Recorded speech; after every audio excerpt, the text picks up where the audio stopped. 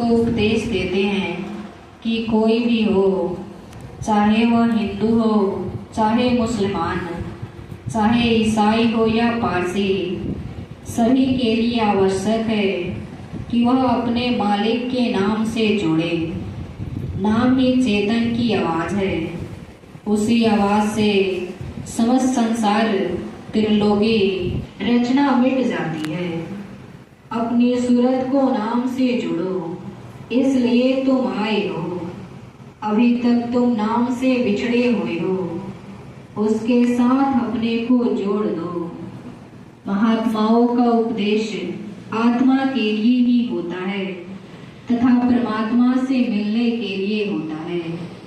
जाति पाति से उनको कोई मतलब नहीं। सभी अपने को उस नाम से जोड़ सकते हैं। यह तन धन कुछ काम न आवे, पड़े लड़ाई जाम से। बड़े भाग्य से आत्मा का संबंध मनुष्य शरीर से हुआ है। इस शरीर का संबंध बाहरी चीजों से जोड़ने से कोई लाभ तो है नहीं, पड़े लड़ाई जाम से।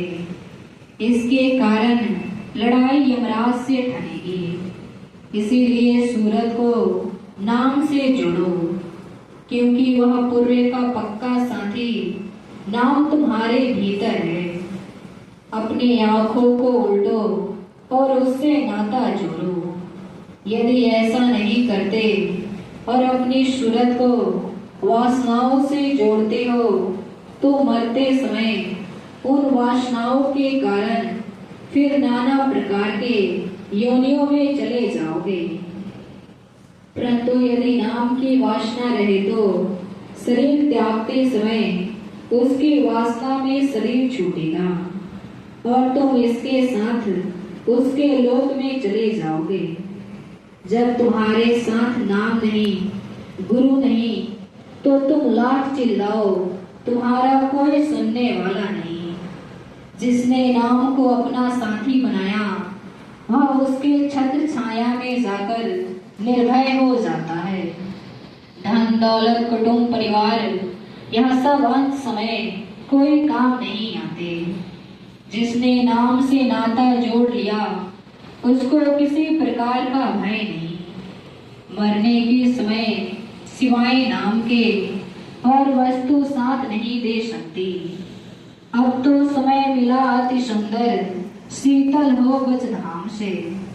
महात्मा कहते हैं कि मनुष्य शरीर पाकर सूरत कितनी अच्छी अवस्था में आज है। ऐसा सुंदर समय फिर नहीं मिलेगा। इसीलिए किसी महात्मा के पास बैठकर रास्ता पूछो। महात्मा बताएंगे कि अपने बाहरी कान आँख को बंद करके अपनी आंखों को उलटकर ऊपर की ओर चलो। पुस्तकों के पढ़ने से नाम का पता नहीं चलता। शारीरिक क्रियाओं से नाम नहीं मिलता। इसके लिए महात्मा से पूछो कि वह कौन सा उपाय है जिससे यम त्रास से बच जावे। महात्मा बताएंगे, जो आवाज अंदर में दूर देश से आती है उसे पकड़ लो और ऊपर की ओर चलो। वहां जाने पर तुम्हें ज्योति मिलेगी, ध्वनि सुनाई पड़ेगी। उसे पकड़कर प्रकाश में ऊपर की ओर चलो। वहां तुम्हें शीतलता मिलेगी। उस शीतलता के साथ सूरत को क्यों नहीं जोड़ते? 84 लाख योनि में अग्नि जल रही है।